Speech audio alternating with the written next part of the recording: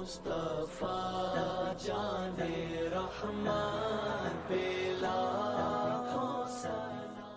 الحمد للہ رب العالمین والصلاة والسلام علی سید الانبیاء والمرسلین وعلی آلہ واصحابہ وازواجہ واہل بیتہ وعترتہ اجمعین اما بعد۔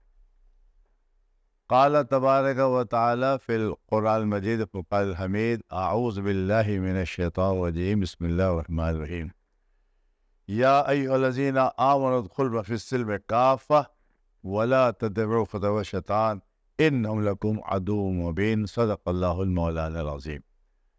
ان اللہ وملائکتہ یصلون علی النبی یا ایھا الذین آمنوا صلوا علیہ وسلموا تسلیما اللہم صل علی سیدنا مولانا محمد معدن الجود والکرم وآلہ واصحابہ بارک وسلم علیہ صلاۃ وسلام علیک یا سیدی یا رسول اللہ وعلی آلک واصحابک یا حبیب اللہ۔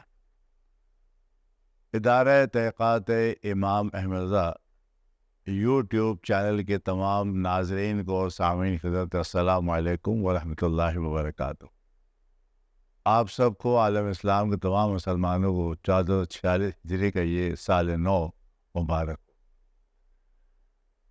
ہمارے چینل کو آپ الحمدللہ پچھلے کئی مہینوں سے دیکھ بھی رہے ہیں، سبسکرائب بھی کر رہے ہیں، اور ہم ہر موقع پر جو اسلامی تہوار کے آتے ہیں اس پر ہم کچھ نہ کچھ خصوصی پروگرام بھی اس کے اندر آپ کے لیے پیش کرتے ہیں۔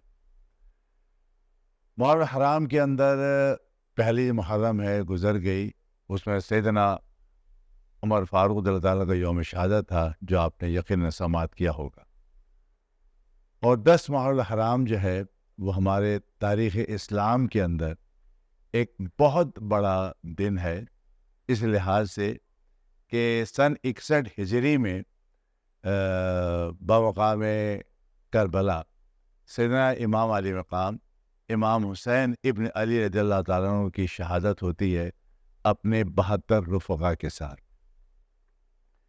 یہ ایک تاریخی واقعہ ہے جو جنگ میں بدل گیا اور اس کی وجہ سے پھر اتنا بڑا نقصان اٹھانا پڑا۔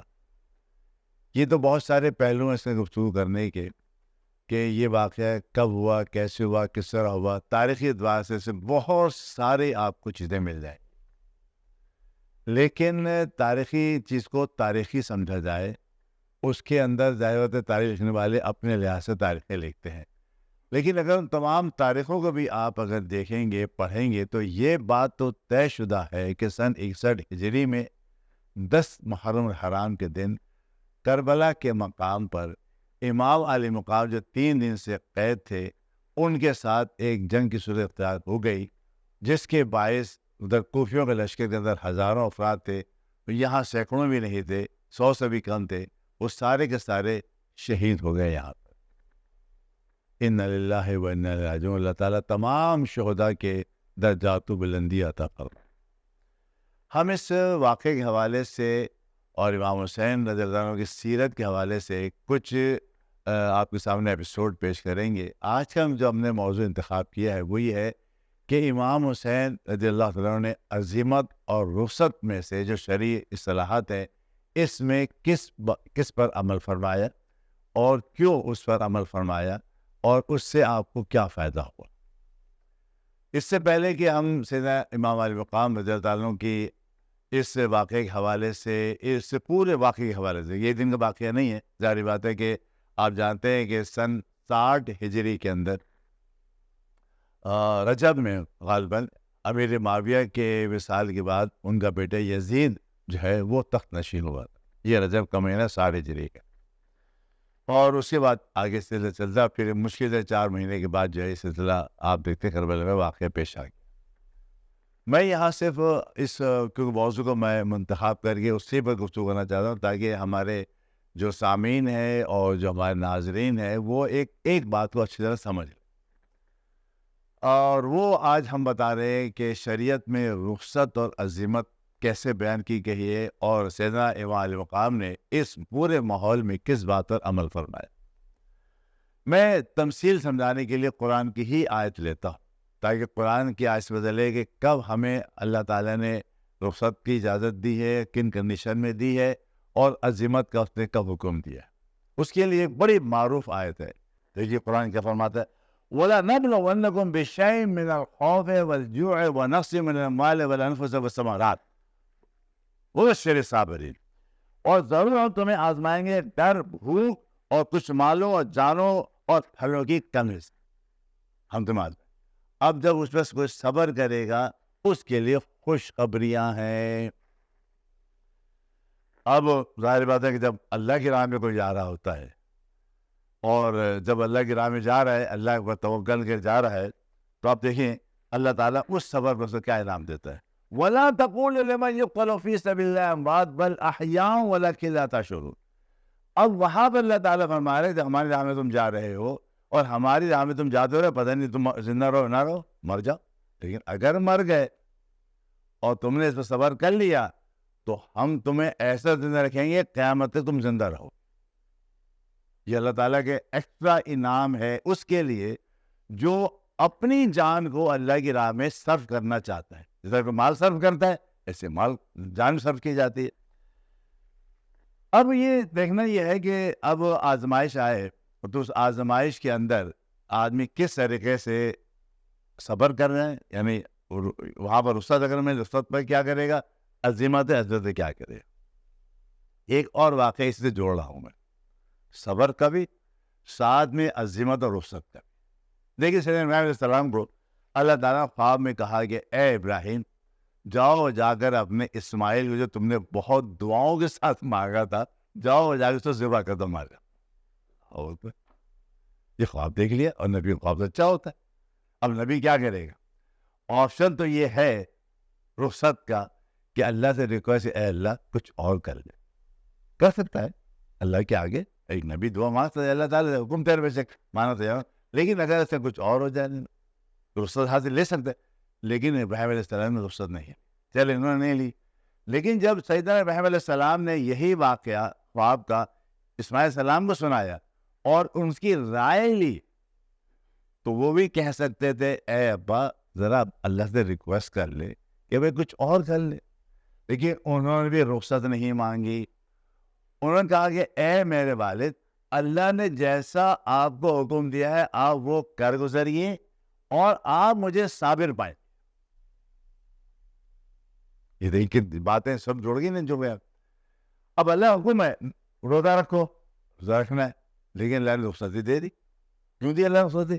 کہ آپشن ہو سکتا ہے کہ تم بیمار ہوئیے، تو یہاں میں بھی آپشن ہو سکتا تھا، ابراہیم علیہ السلام بھی کہہ سکتے تھے، اسماعیل علیہ السلام بھی کہہ سکتے ہیں، لیکن دونوں باپ بیٹے نے اللہ سے کچھ نہیں کہا، صرف حکم مانا، اور دونوں تیار ہو گئے۔ اور دونوں تیار ہو گئے، دونوں اب صبر کریں گے نہیں کریں گے یہ بتائیے۔ آزمائی بھی ہو رہی ہے، حکم کی تابعداری بھی ہو رہی ہے، عزیمت پر عمل بھی ہو رہا ہے۔ اب صبر اور سمجھ کا ثمرہ کیا ملے گا؟ دیکھیے جب اسماعیل علیہ السلام کو لے کے چلے ابراہیم علیہ السلام، قرآن کتنے خوبصورت الفاظ ہیں، جملے ہیں، عربی جاننے والے اس میں اور لذت پاتے ہیں، لیکن ہم بھی جب پڑھتے ہیں تو اس کی تلاوت میں ہی مزہ آتا ہے، الفاظوں کے اندر مزہ آتا ہے۔ اللہ فرما رہے فَلَمَّا أَسْلَمَا وَتَلَّهُ لِلْجَبِينِ، تو جب ان دونوں نے ہمارے حکم پر گردن رکھی، وَنَادَيْنَاهُ يَا إِبْرَاهِيمُ، یعنی جب گردن رکھی اسماعیل السلام کو ہٹا دیا، ابراہیم السلام چھری چلانے جا رہے ہیں، چھری چل رہی ہے، خون نکلے گا، ہاتھوں پٹی بندھی ہوئی تھی، پتہ بھی نہیں چل رہا کیا ہو رہا ہے، پٹی بندھی دونوں کی باپ بیٹے کی، چھری چل رہی ہے، اس میں خون آ گیا۔ اب جیسے خون آیا اب اللہ کی آواز آئی، کیا آواز ہے؟ وَنَادَيْنَاهُ يَا إِبْرَاهِيمُ قَدْ صَدَّقْتَ الرُّؤْيَا إِنَّا كَذَلِكَ نَجْزِي الْمُحْسِنِينَ إِنَّ هَذَا لَهُوَ الْبَلَاءُ الْمُبِينُ وَفَدَيْنَاهُ بِذِبْحٍ عَظِيمٍ۔ یہ اللہ تعالیٰ کی طرف سے پیغام ہے، کتنا زبردست۔ اے ابراہیم آپ نے خواب سچ کر دکھایا۔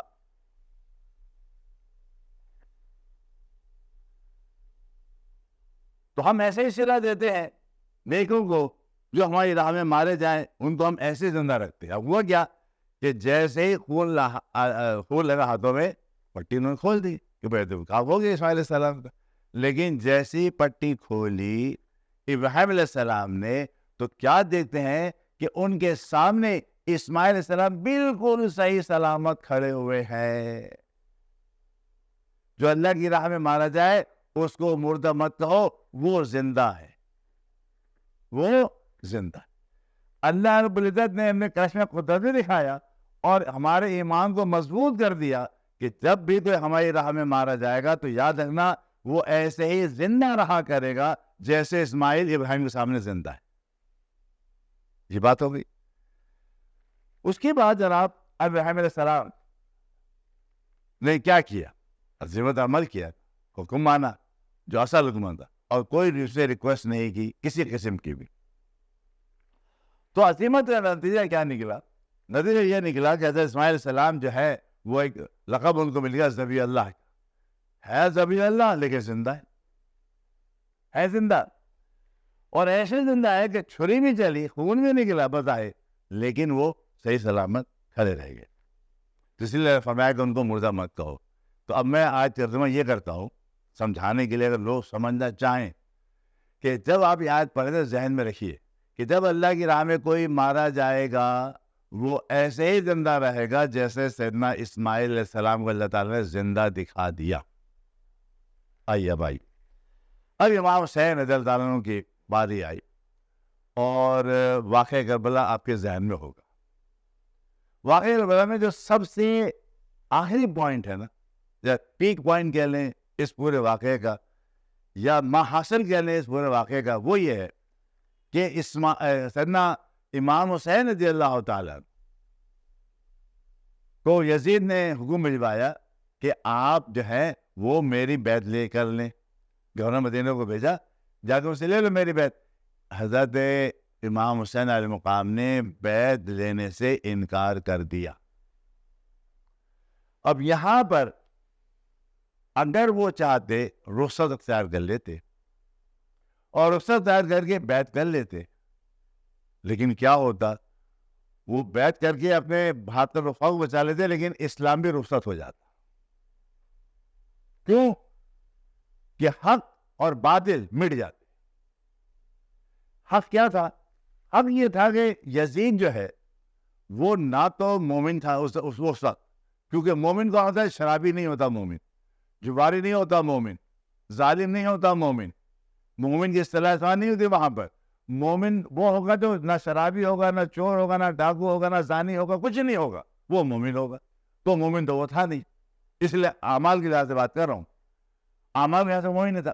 پھر وہ اپنے ہاتھوں سے کتوں کو کھلا رہا ہے، سوز کے کر رہا ہے، یہ کر رہا ہے، وہ سب اپنے ہاتھوں سے کر رہا ہے. ایک طرف یزید کے ہاتھ جو شراب اٹھائے ہیں اپنے ہاتھوں میں، کتوں کے ساتھ وہ کھیل رہا ہے اور برے برے کام کر رہا ہے، ٹھیک. اور ایک ہے ہاتھ سیدنا امام حسین علیہ مقام رضی اللہ تعالیٰ عنہ. امام حسین کے ہاتھ پہلے حضور کے ہاتھ میں گیا صلی اللہ علیہ وسلم، یا نہیں گیا؟ حضور ہاتھ میں کتنے بار گیا ہوگا؟ بہت سے لیے ہوں گے. باقی اور فضیلت والے چیزیں ہیں، میں اس سے موضوع گفتگو کر رہا ہوں. اس کے بعد جب نبی کریم صلی اللہ علیہ وسلم مثال فرما گئے، پردہ فرما گئے، جب وہ صدیق رضی اللہ تعالیٰ خلافت بیٹھے، اور خلافت سے بیٹھے سب نے آپ سے بیعت لی. حضرت علی نے بھی رضی اللہ عنہ، امام حسن امام حسین نے بھی آپ کے ہاتھ پر بیعت. ان کے انتقال کے بعد سیدنا عمر بیٹھے 10 سال. تو جب سیدنا عمر بیٹھے رضی اللہ تعالیٰ، ان کے ہاتھ میں بیعت لی، مولا علی نے بھی لی اور حسین کریمین نے بھی لی. پھر عثمان غنی کا دور آتا ہے 10-11 سال کا، اس کے اندر بھی جب بیعت ہوئی تو امام حضرت علی نے بھی بیعت لی، سیدنا امام سید عثمان غنی کی، اور حسین کریمین نے بھی لی. تو مولا علی جب بیٹھتے ہیں تبھی آتے. تو اب یہ بتائیے امام حسین نے بیٹھتے ہیں 6 مہینے کے لیے، اس وقت امام حسین نے بیعت لی. تو امام حسین کا ہاتھ امام حسین کے ہاتھ میں بھی ہے، امام علی کے ہاتھ میں بھی ہے، عثمان غنی کے ہاتھ میں بھی ہے، عمر فاروق کے ہاتھ میں بھی ہے، ابو صدیق کے ہاتھ میں بھی ہے، اور نبی کے وسلم کے ہاتھ میں. یہ ایسا متبرک ہاتھ ہے کہ جس میں اتنے کائنات کے عظیم ترین ہستی نبی کے وسلم اور کائنات کے چاروں جو خلفاء رہے عظیم ترین یہ افراد ہیں، ان کے ہاتھ میں امام حسین کا ہاتھ، اور یزید پہلے کے ہاتھ میں شراب ہے. اب آپ خود اندازہ کر لیجئے کہ اتنا پاک ہاتھ کس طریقے سے کسی شرابی کے ہاتھ میں چلا جاتا. آخر سے اس نے آفر بھی دی، سب کچھ دیا، لیکن آپ نے عزیمت پر عمل فرمایا. عزیمت میں آپ نے اس کو رخصت کر دیا دنیا سے. یزید ہمیشہ کے لیے رخصت ہو گیا دنیا سے, ہمیشہ کے لیے وہ پلید ہو گیا دنیا سے, ہمیشہ کے لیے لالتی ہو گیا دنیا سے. لیکن امام علی مقام نے ہاتھ نہ دے کر بھی عالم اسلام کو ایسا بلند کیا کہ آج تک وہ علم بلند. تو اسلام زندہ ہوتا ہے ہر کربلا کے بعد. تو امام حسین رضی اللہ عنہ کا پورے واقعے کے اندر جو عمل ہے وہ عزیمت پر ہے. جس طریقے سے اب اور بتا دیجیے ایک شرعی مسئلہ, جب اگر آپ کی جان پر آ رہی ہو, آپ کو رخصت ہے کہ کلمہ کفر بھی مجھ سے کہتی تھی معذر, لیکن دل کے اندر ایمان رہے گا آپ کا. یعنی ایسی نوبت آ جائے کہ گردن پر آپ کو چھری ہو یا جو بھی ہو اور آپ سے کلمہ کفر کہلایا جا رہا ہو, تو رخصت ہے آپ کو کہ آپ کلمہ کفر مجھ سے کہہ دیں گے, دل میں نہیں کہیں گے. لیکن عزیمت یہ ہے کہ چھری چلوا لیجیے اور کلمہ کفر نہ کہیے. یہ امام حسین نے درس دیا ہے. سارا کربلا کا واقعہ اس پر میں نثار کر رہا ہے کہ حضرت امام حسین علیہ مقام نے سر دے دیا, نہ دیا ہاتھ غیر. سر دے دیا مگر نہ دیا ہاتھ غیر کو. اس عین حق نما کو ہمارا سلام. دین محمدی کی نشاں فخر دو جہاں, حسین باصفا کو ہمارا سلام. وہی دین پاک جس پر کربلا میں تم ہوئے قربان, وہی دین پاک جس پر کربلا میں تم ہوئے قربان, وہی اب مٹ رہا ہے اے شہید کربلا. اللہ رب العزت ہمیں بھی اپنے اسلام اور ایمان کے جب بچانے کا معاملہ آئے تو اللہ تعالی ہمیں عزیمت پر عمل کی توفیق عطا فرمائے.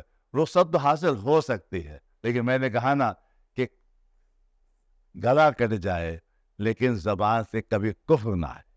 اللہ تعالی ہم سب کو نیک ہدایت نصیب فرمائے. وما علینا الا البلاغ.